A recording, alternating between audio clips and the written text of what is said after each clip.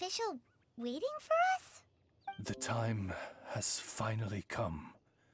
Though it brings main Fräulein no joy to do so, there is something she must announce to the assembled populace.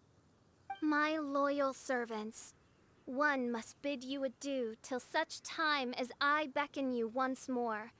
Though we have faced many trials and tribulations together, you have all shown commendable courage in the course of duty. I feel a breeze now blows upon this place, and I feel that it blows in your honor. What? You're just gonna bail on us? With the arrival of this giant meteorite, many more people have succumbed to the slumber. Strong as the soldiers may be, they are struggling to cope, and there is demand for volunteers everywhere we turn. Main Fräulein and I shall tend to the victims on the soldiers' behalf. The rest of this investigation we place in your capable hands. Goodbye. You are a good listener. I enjoy chatting with you. To be honest, most of the other adventurers in the guild only ever talk to me when they want to hear Oz's reconnaissance reports. This little journey we had, it was a great adventure. I'm just sorry that it has to end so abruptly. Huh? You're talking a little weirder than you normally do. Oh, yikes! What am I doing? I totally broke form! What main Fräulein means to say is that the mystical mysteries that vex and perplex are bound to be effortlessly extinguished by the advent of your commendable courage and wondrous wisdom. And now Oz's translation is the one that sounds all kooky. Main Fräulein simply wishes to say that she has every confidence that you will arrive at the truth of this matter. Most indeed. My dear attendants, I hereby charge the Ritter der Verurteilung with leading you out from the darkness, back into the realm of light. Who are you calling your attendant? We will meet again. Once this matter is concluded, I propose that we all get a drink together. Well, now we're 2 people short. But let's not get hung up about that. The good news is I found something else out. I shaved some dust off the meteorite and used it to do another reading.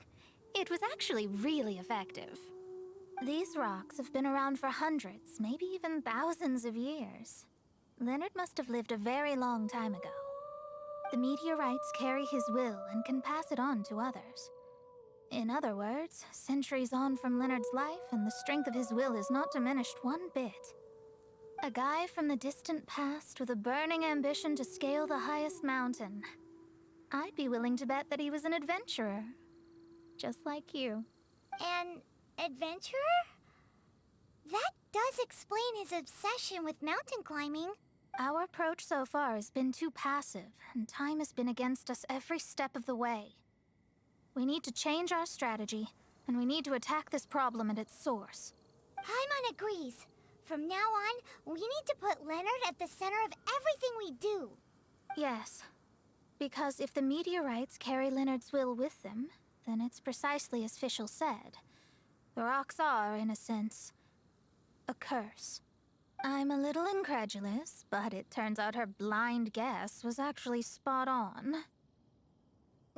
No, I'm a respectable astrologist, and I shouldn't stoop to that kind of criticism.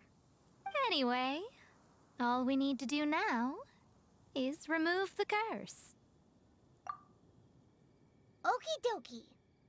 Since we've got a historical adventurer on our hands, Paimon thinks we should pay a visit to the Adventurers Guild.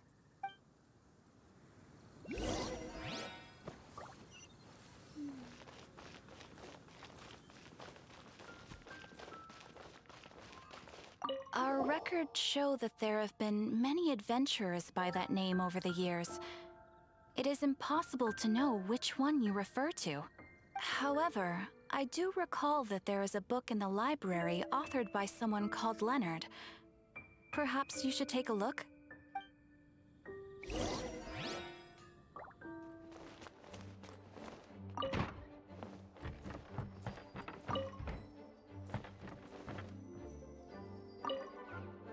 Author Leonard. Where are you, Leonard? Aha! Gotcha! The index says that Leonard's book should be in the northwest corner on the top floor of the library. Northwest corner. Should be right over there.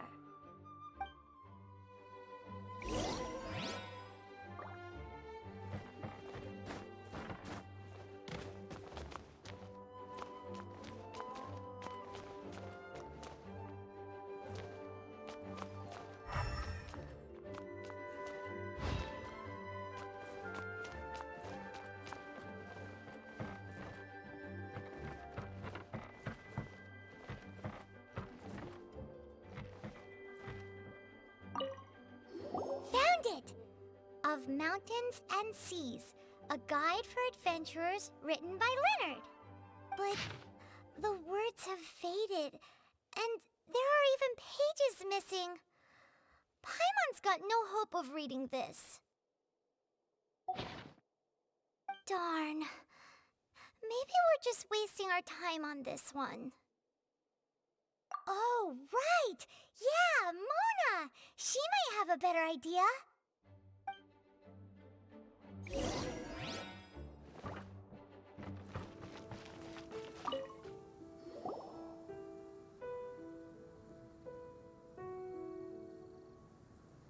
Look what we found! Leonard wrote a book! Ooh, let me see.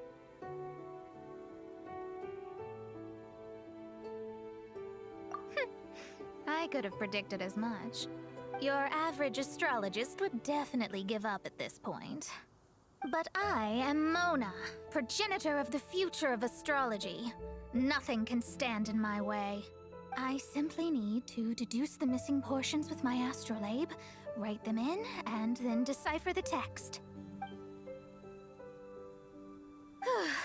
Finished at last. So what does it say? Just as I thought. Leonard was an adventurer who lived 2,000 years ago. His lifelong dream was to reach the summit of a mountain called Pylos Peak. 2,000 years? So the constellation that caused the meteorites is from 2,000 years ago? Somehow, for some reason, this constellation was summoned down from the sky. I suspect that the Fatui have something to do with that part. Paimon thinks so too. Whenever something shady happens, you can bet the Fatui are involved. The meteorites harbor elemental energy, which radiates out and lulls people to sleep by some means akin to hypnosis. And if I'm guessing correctly, there should be some sort of core meteorite among the bunch, within which is a crystal that harbors Leonard's spirit. Well, if I were Leonard, I would want to make sure the core lands right on the snowy summit that I never made it to while I was alive. So the core should be at the top of Pylos Peak? Where is that? Paimon's never heard of it before. It's the first I'd heard of it too. So I compared the map from the book against the current topography of Mondstadt. Apparently, Pylos Peak no longer exists. Are you trying to say that the tallest mountain Paimon's never heard of just disappeared? I once read somewhere that the Animo Archon, Barbados, once used his divine power to mobilize the winds and blow the ice and snow from the face of the earth. The whole landscape of Mondstadt was changed in the process. The mountains of that age were replaced by the vast stretch of ocean we see today. Still, a mountain that high, drop it into the ocean and it'll still leave a trace. The summit still reaches just above the water's surface, So the place known as Pylos Peak in Leonard's day is today known as Musk Reef.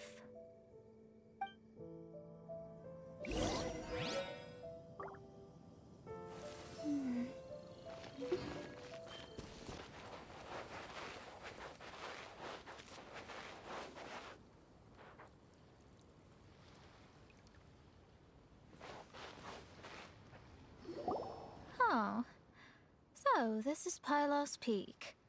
Not much to show for itself now, eh? Looks like someone beat us here. Is this like a popular tourist spot, or... Ah, it's you! Huh? You again. Look at the state he's in. Was he in that dream just now? He managed to extricate himself from the dream on his own strength? How is that possible? Just because you are powerless to do something does not mean that I am. You're too late anyway. I finished my research. We knew it! This was all a dirty trick by the Fatui! Save it! No more fun and games for me today. I'll come for you when I'm good and ready. You entered the dream they've all been having, didn't you? How much do you know about Leonard? Leonard? Who's Leonard? Whatever. I have bigger fish to fry. I've discovered something far more important and far more terrifying. What? The stars, the sky, it's all a gigantic hoax. A lie. The stars are a lie. What are you talking about? Is this some kind of astrological debate between you and Mona? Because if so, surely you can come up with a better argument than the stars are a lie. Seriously, who's gonna fall for that one when you can just lift your head up at night and see them up there twinkling away? Oh, you are so naive, it kills me. Still, can't really blame you. After all, I used to believe the same thing myself. Up until a few moments ago, that is. A few moments ago? You mean... Look, I really don't have the time to do this right now. What was the Jester thinking? He must have had some inkling of what we might discover on this mission. Would it really have been so difficult to give me a little forewarning? Or maybe he just wanted to give me a fright. Time for me to go out and find the truth. So long, suckers. Oh, can you believe that guy? He calls us suckers and then he just trots off. No one disrespects me. No one! Ugh. Time to show them what you get when you cross world-class genius with pure, unadulterated rage.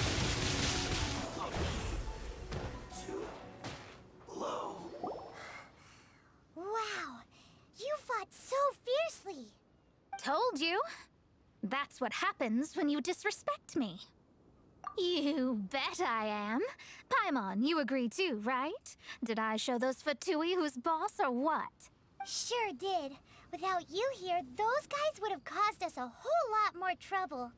See? How do you like that, Harbinger? Scumbag.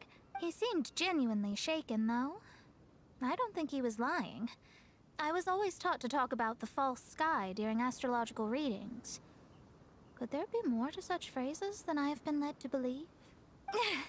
I digress. Come on, let's finish the job we came to do.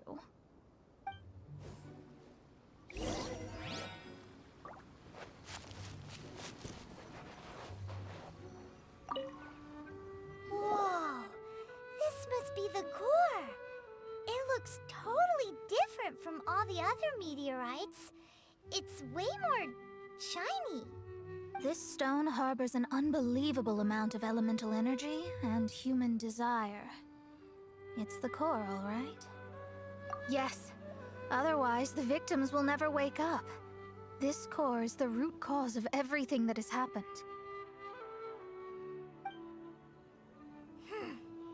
Do it.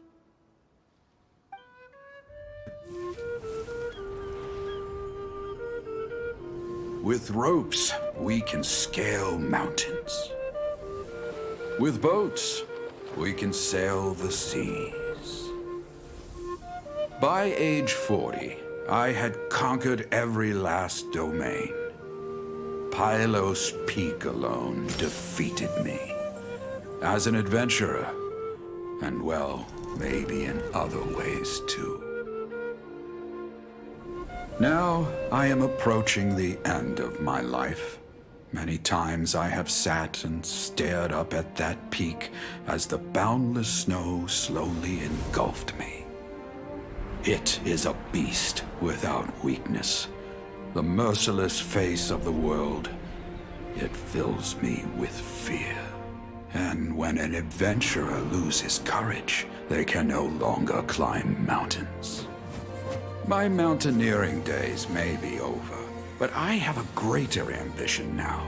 Humans create tools to conquer nature, and when nature conquers them in return, they create better tools. Where our legs cannot take us, maybe our tools can. And when tools fail us, perhaps wings can carry us instead. My dear friend, I leave you my designs for the wings of incompletion. Against the unknown, humanity stands as one. To be alive is to seek, to set foot in every place that the eye can see. I have little time remaining, though the wind has not yet come for my soul. But between us and your children, students, and friends, I believe that someone will reach that place at last.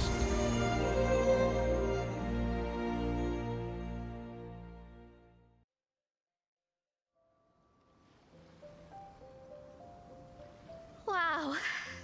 Well, that was unexpected. Who would have thought that human will can survive in the skies for millennia on end? Astrology really is an incredible thing. What makes you say that? The ability to communicate with the stars can give you access to all the secrets from throughout human history. Though, of course, very few astrologists ever reach that level. What's with the formal tone all of a sudden? And speaking of formal tone, what is the deal with that girl, Fischl? She's a curious one. Paimon thinks so too. She's so... how to put this? Yeah. Although, if you think about it, seems she was right all along.